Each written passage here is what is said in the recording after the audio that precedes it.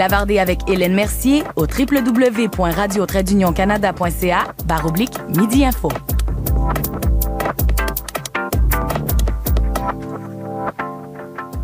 À la question « Accordez-vous votre confiance à M. Jean-Martin Hossan ?» Vous avez répondu oui à 97 %.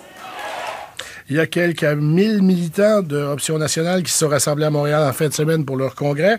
Et l'homme que j'ai devant moi et qui n'a pas pu réprimer un petit sourire quand il a entendu ça, a reçu un vote de confiance de 97 %. Et il a obtenu aussi qu'on lui verse un salaire annuel de 86 000 $, l'équivalent d'un député. Jean-Martin Hossan, chef d'Option nationale, merci d'être en studio. Merci à vous. 97 %, c'est pas trop fort? C'est pas soviétique comme vote? Ben, disons qu'on s'attendait pas à une demande de course à la chefferie, mais c'est effectivement assez éclatant. Puis je prends ça comme un signe de confiance. Et comme j'ai dit aux militants, ben, je tâcherai d'être digne de cette confiance. Tous ceux qui sont allés au Congrès, je suis allé faire un tour en fin de semaine, ont remarqué une chose, une salle du Palais des Congrès pleine d'à peu près 1000 personnes, la plupart des jeunes, alors que vous allez voir un conseil général du Parti québécois ou du Parti libéral, il y a 200 personnes, puis c'est toutes des têtes grises. C'est impressionnant. Comment vous expliquez que vous réussissez à attirer des jeunes en politique? Quelques éléments. Premièrement, la clarté du message. Il n'y a vraiment pas de cassette chez Option nationale. On répond aux questions même quand elles sont moins faciles. Deuxièmement, on est très actif sur les médias sociaux, les réseaux sociaux. Donc, les jeunes sont plus naturellement attirés vers ça aussi. Et je pense que la plus grande fierté qu'on peut avoir depuis la fondation d'Option nationale, c'est d'avoir politisé ou repolitisé des gens qui voulaient plus s'intéresser à ça. Et ça, on en est vraiment très fiers. En même temps, M. Hossan, quand on regarde les résultats du Congrès, quand on regarde ce qui a été adopté par les délégués d'Option nationale, il n'y a pas beaucoup d'idées nouvelles. Il y a surtout des idées que le PQ a déjà eues ou avec lesquelles le PQ a déjà flirté puis qui ont été abandonnées en cours de route. Ben, l'idée de la souveraineté, je pense que c'est aussi vieux que les sociétés humaines, si on peut dire, ou c'est aussi vieux que les nations. Mais je parle de comment on va articuler ça, là. Ben, en fait, la clarté, c'est la nouveauté dans notre programme par rapport à la politique qui se faisait avant qu'on existe, parce que des partis souverainistes, il y en a officiellement 3. Mais les 2 autres, c'est pas une priorité dans leur gestion, dans leur programme, parce que les 2 autres pourraient être au pouvoir sans faire la souveraineté, sans renier leur plan, leur programme. Alors que nous, si on est élu, lorsqu'on sera élu, c'est ce qu'on veut faire et on le fera. Pour être élu, il faut avoir plus que 1,8 % des voix. Ça pourrait aider, oui. Oui, comment on se rend là? Comment on sera là en continuant le travail qu'on fait depuis le début. Comme vous l'avez vu, en à peu près 1 an et demi, on a presque 8000 membres. C'est une croissance extrêmement rapide en regard de ce que les autres partis avaient réussi à faire. Et on peut dire aussi que la couverture médiatique et la structure du parti va de mieux en mieux.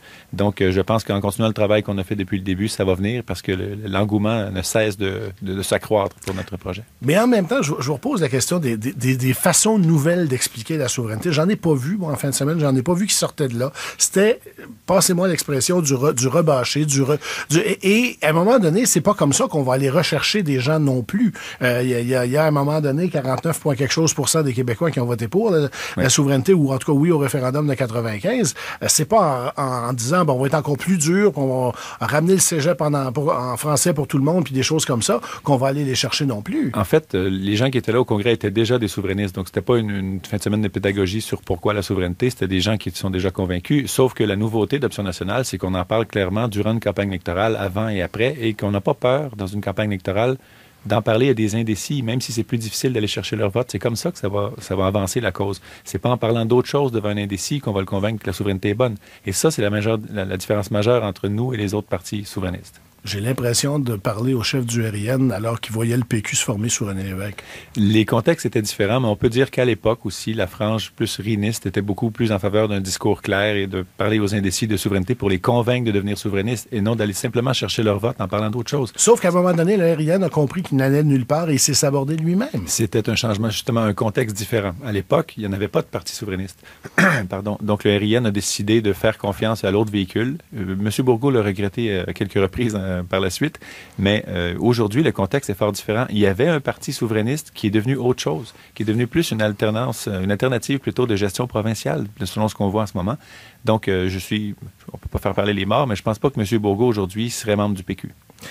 il y en a un qui était membre du PQ qui a dit même que sa carte de membre était inscrite sur une planche de bois, comme ça, il ne pourrait pas la déchirer. C'était Jacques Parizeau qui est allé parler à votre congrès. En même temps, il vous a fait un beau compliment. Il a dit, vous êtes le levain dans la pâte souverainiste. D'un autre côté, vous savez comme moi que le levain, c'est pas la farine, puis que juste avec du levain, on fait pas grand-chose. Est-ce qu'il vous a pas dit, à la fin, ben, c'est très bien ce que vous faites, mais vous devrez disparaître ou vous devrez vous intégrer dans quelque chose de plus gros un de ces matins? C'est pas ça que j'ai compris. Et en fait, ce qui disparaîtra ou comment s'appellera un nouveau véhicule, si un jour il y avait Union des souverainistes, ça reste à voir, mais chose certaine, dans nos statuts, on a inscrit que si d'autres partis sont aussi souverainistes que nous, il faut collaborer pour que la cause avance plus vite. Et on est les seuls à mettre la cause avant le parti, ce qui devrait être le cas dans tous les partis politiques, quelle que soit leur cause première. Ça devrait toujours avoir préséance sur la partisanerie, et il n'y a qu'Option nationale qui fait ça. Mais vous êtes prêt à collaborer. En même temps, vous dites Québec solidaire n'est pas vraiment souverainiste, le PQ n'est pas vraiment souverainiste. Il n'y a que nous qui avons la bonne parole. C'est pas collaborer, ça. En fait, les membres de Québec solidaire et les membres du PQ, il y en a qui sont aussi souverainistes que nous, ça on l'a toujours dit, mais institutionnellement, les messages sont fort différents et le seul parti qui dit qu'il va être élu pour faire la souveraineté, même si la plateforme est complète chez Option nationale, le seul parti qui dit que c'est sa raison d'être et qu'il faut la faire, c'est Option nationale. Parce que les deux autres pourraient être au pouvoir pendant 10, 20 ans sans faire la souveraineté et ne renieraient pas leur programme, ce qui n'est pas le cas chez nous. En même temps, avoir un parti de plus dans le coin souverainiste de l'électorat, ça fait juste diviser le vote. Vous le savez comme moi. Et le système électoral, même si vous voulez le changer, même si vous voulez la proportionnelle, ça fait très longtemps que je n'entends parler de la proportionnelle, puis j'ai jamais vu un parti au pouvoir prêt à la faire. Alors, à un moment donné, vous êtes en train de diviser le vote, là, objectivement. Le système détestable dans lequel on vit mène à ça. Donc, la CAQ et les libéraux se divisent le vote fédéraliste, tout comme QS, ON et le PQ parlent à peu près aux électeurs souverainistes aussi. Sauf que les deux partis d'alternance, depuis toujours, ne veulent pas la proportionnelle pour garder cet avantage-là indu, au-delà des composantes démocratiques du système, là.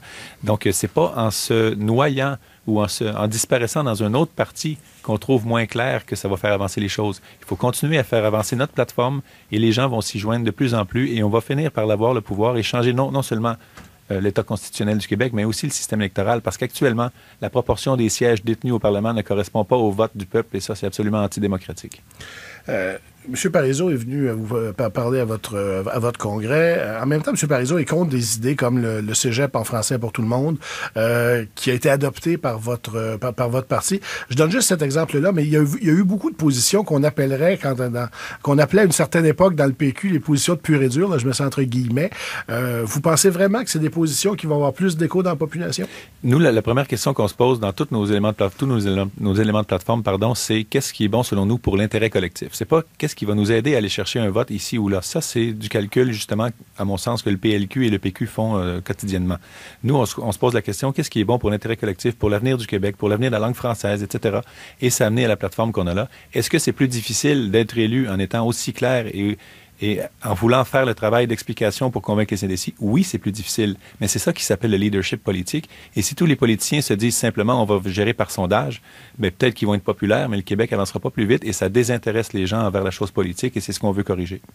Vos militants ont voté de vous verser un salaire annuel, le salaire d'un député. Vous avez dit, si je compte mon nombre d'heures, c'est le salaire minimum. Disons que je pense que vous la regrettez. Je pense que vous la regrettez déjà, c'est une image, évidemment. Mais en même temps, par exemple, quand M. Charest avait reçu une rallonge de salaire de son parti, ça avait été assez mal vu. Oui. Je sais qu'il y en a d'autres. M. Boisclair l'avait reçu aussi. Est-ce que vous ne craignez pas que ça devienne plus important que votre message? Absolument pas, non. Je pense que les gens vont vite comprendre la différence. M. Charest était premier ministre, donc payé par le public, et avait un salaire de source privée à côté de façon secrète, ce qui n'est pas le cas.